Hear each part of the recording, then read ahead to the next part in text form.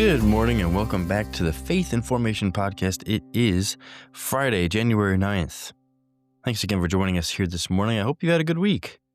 And been the first week back for our kids here at school, and first week back into the youth group year for the Temple teenagers. And I hope that if you're from our church teenagers, that it has gone well for you so far. And anyone else who's listening, hope that your week has been good. We are at Friday. The weekend is here. We have a basketball game tonight for our teenagers, and going into tomorrow, we got a missions rally. We got Sunday, we got midwinter retreat coming up. A busy time of the year, but a good one. And again, I hope that your week has been good so far. All right, well, today we're taking a switch. We're moving into the New Testament. We're going into 1 Corinthians chapter 1.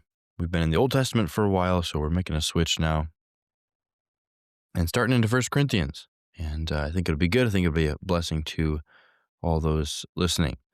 Before we do that, though, let's look at our memory verse for the week. We started a new one yesterday, and so we're going to go look at that now. John 3 and verse 18 is our verse for the week. It says there, "He that believeth on him is not condemned, but he that believeth not is condemned already, because he hath not believed in the name of the only begotten Son of God." John chapter 3 and verse 18.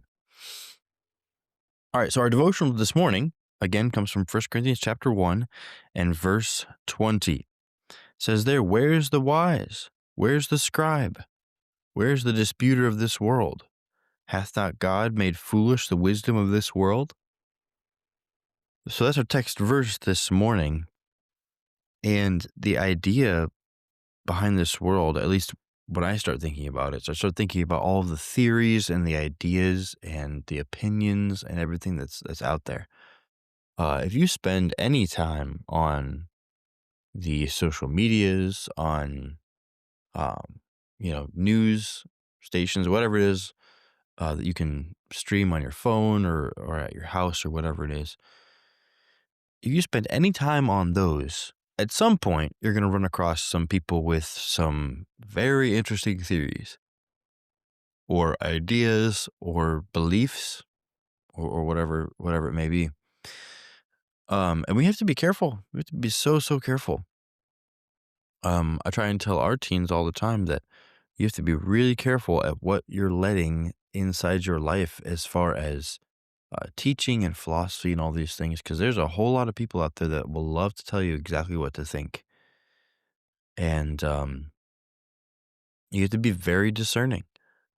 The devil is sneaky and a mastermind, and he muddies the waters of what's true and false and what you can actually listen to and what you really shouldn't.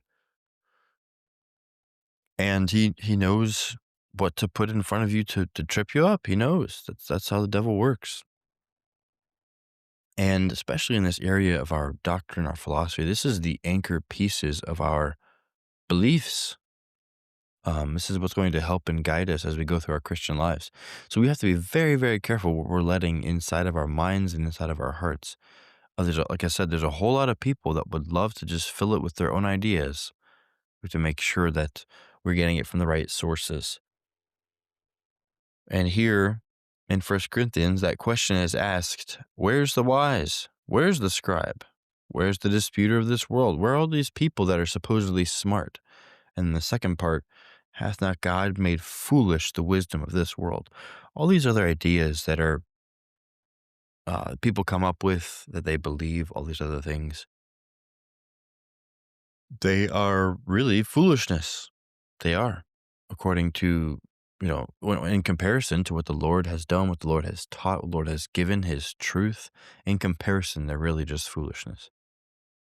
And so you say, okay, Mr. Schreiber, what's the best way to keep myself from being deceived then? What's the best way? How can I do that? Well, if you have enough of the right, the truth and the philosophy in your mind now, then when all the other stuff comes knocking at your brain and your heart's door, you're going to know to close the door and to turn that off, because you're so familiar with what actually is true. You're going to discern the differences. So the encouragement today is, hey, if you want to stay away from all these bad philosophies and you want to stay close to what is actually true, what the Lord wants you to know, then stay in His Word. Fill your life with His truth. And when lies come along, they're not going to hold any bearing on your life. They're not going to hold any weight on your understanding and your thinking. Because if any of the wise or the scribes or the disputers, any of those could stand up to God, they don't stand a chance, really. His wisdom, his truth, understanding far surpasses any of ours. So we have to be very, very careful what kind of philosophy that we allow to fill our time. A super, super simple lesson this morning, really one of our shorter podcasts to date, but I think a very good one. I think that sometimes it's necessary for us to step back and ask ourselves, what are we allowing to shape our thoughts? How much of this other social media philosophy are we allowing into our lives to affect our thinking and to affect our beliefs? Maybe it's time that we put that down a little bit and we look into His Word to help us see what is true and what is right. All right, well, that's our lesson for today. Hopefully, that was a blessing to you as we as we go to prayer today. And I hope that you will, as part of your devotional routine, go to prayer. As part of that, spend a little extra time praying about your church, its ministries, the pastor, all those things, the logistical things that the church has to figure out before any kind of activities or services, anything that's going on, that it would continue on being that pillar and ground of the truth for His name's sake. So spend a little extra time praying for your church today. And then for our teenagers, we want to mention specifically Grace this morning and lift her up in prayer as well.